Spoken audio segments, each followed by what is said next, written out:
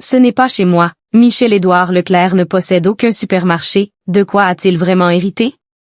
Omniprésent dans les médias et incarnation du pouvoir d'achat, Michel-Édouard Leclerc est souvent perçu comme le patron tout-puissant de l'enseigne éponyme. Pourtant, il ne possède aucun magasin. Héritier d'un non plus que d'un empire, il incarne un modèle unique dans le paysage de la grande distribution française. Depuis des années, Michel-Édouard Leclerc est présenté comme l'un des patrons préférés des Français. Omniprésent dans les médias, défenseur du pouvoir d'achat, figure familière des plateaux télé, il incarne l'enseigne qui porte son nom. Et pourtant, comme il le rappelle lui-même, ce n'est pas chez moi. Contrairement à une idée largement répandue, Michel-Édouard Leclerc n'est propriétaire d'aucun supermarché Leclerc. Dans une interview accordée au Journal des femmes, il insiste sur sa position singulière. Il y a beaucoup de gens qui croient que je fais du théâtre en payant moi-même à la caisse parce qu'ils s'imaginent que c'est chez moi. Ce n'est pas chez moi, nous sommes une association d'entreprises indépendantes. Leclerc fonctionne en effet comme une coopérative. Chaque magasin appartient à un adhérent indépendant, souvent très fortuné, regroupé dans une organisation locale, régionale puis nationale.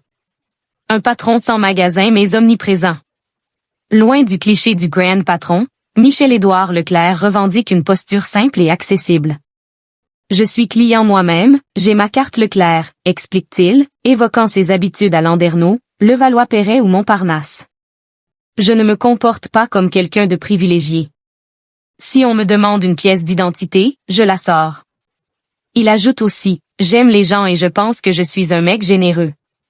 Comme l'explique Le Monde, celui qui apprécie chez ses collaborateurs une qualité bien précise n'est donc pas un héritier au sens où on l'entend habituellement dans le monde des affaires. Son père ne lui a pas transmis une entreprise, mais un nom, un savoir-faire, une culture. Il n'exerce plus de fonction exécutive et ne dirige aucun magasin. Son rôle est d'ailleurs communicant, porte-voix, lobbyiste et stratège d'une enseigne qui lui doit une grande part de sa visibilité. Au début des années 2000, la famille Leclerc a revendu le nom Leclerc et ses dérivés aux adhérents pour 120 millions d'euros, une somme qui a permis à Michel-Édouard Leclerc et à ses deux sœurs de se constituer un solide patrimoine. Ironie de l'histoire, ce nom, seul véritable héritage, ne leur appartient plus aujourd'hui.